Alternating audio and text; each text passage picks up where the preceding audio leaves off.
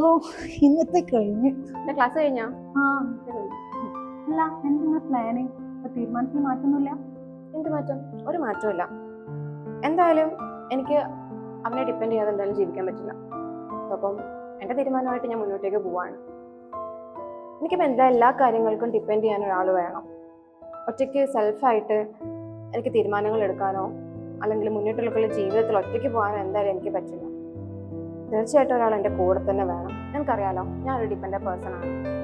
ഞാൻ totally dependent ആണ്. And now I am happy. ഇനി ഒരു മാറ്റി ചിന്തിക്കുന്നൊന്നും എനിക്ക് വയ്യ. ഞാനിപ്പോൾ ഫുള്ളി അവനിൽ ഡിപ്പെൻഡൻ്റ് ആണ്. സോ അതുമായിട്ട് തന്നെ മുന്നോട്ടേക്ക് പോവാം. നിന്റെ തീരുമാനത്തിന് നീ സാറ്റിസ്ഫൈഡ് അല്ലേ? നീ എന്തായാലും മുന്നോട്ട് വരും.